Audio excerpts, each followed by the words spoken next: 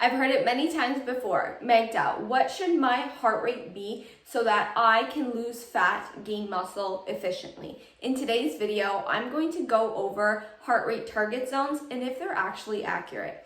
First and foremost, you've probably heard that, there are certain heart rate zones that you should be at for you to optimally be losing fat, okay? And before I get into that, I need to explain how to find your max heart rate, okay? And this is going to vary person to person. So you may have heard 220 minus your age gives you your maximum heart rate, okay? Now, this is actually only accurate for 60% of the population. 20% of the population is going to need something higher than your actual max heart rate that you determine from that formula, and the remaining 20% of those people are going to be under that 220 minus your age number.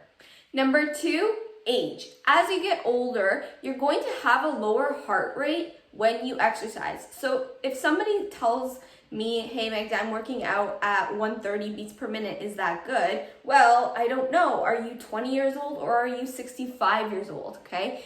The person working out at 130 beats per minute who is 65 years old, that is maybe going to be more of a struggle for them than somebody who is 20 years old. Your fitness level. So the longer you have been training, the higher you can get your heart rate there and sustain it. So now, if your goal is to lose fat, I'm going to assume that you are in a caloric deficit and you do have the appropriate training program for you and your goals. Now we need to understand how the fat is lost. 85% of the fat is lost through exhaling carbon dioxide. The remaining 15% is lost through water, so sweating and urination.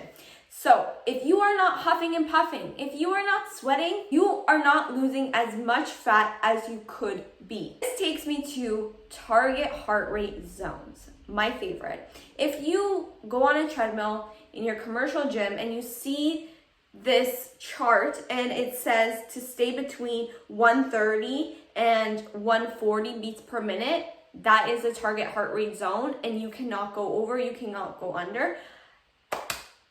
I don't want you to pay attention to that at all. It couldn't be further from the truth, and here is why. The slower you go during your cardio, the higher percentage of fat you are burning in relation to your carbs. So if you are doing a lot of HIIT training, you are burning primarily carbs and some fat. Let me put this into perspective.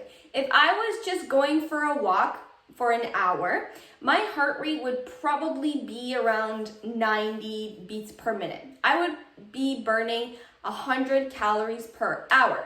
Versus if I were to get on a bicycle and I were to pedal as fast as I possibly can, and within reason, at some point I'm probably going to slow down and then speed up, right? As fast as I can to burn the most amount of calories, I could probably burn maybe 1,000 calories within that hour. And yes, in that 1,000 calories, I did burn primarily carbohydrates and less fat. But in the grand scheme of things, I burned 1,000 calories in that hour versus just 100. Overall, the harder you work, the more calories you are going to burn. And especially because it's going to be more efficient. You do not want to spend 10 hours walking just to burn 1,000 calories, right? You want to get it done quickly. And that is how you're going to lose fat efficiently. So sure, I burned mostly carbs in that hour when I was cycling, but why does it matter if I still burned 1,000 calories versus just 100 in that hour? The harder you work, the more fat you will lose. And of course, everybody is going to be different. If you have a heart condition, if you are older, if you're a man, if you're a woman, if you're 20, if you're 80, it's going to be a little bit different. So I cannot give you a heart rate recommendation, but what I can say is you're going to be losing more fat the harder you work. Thanks for watching. Make sure to give this video a big thumbs up, subscribe to my channel, follow me on Instagram, and I'll see you next time. Bye!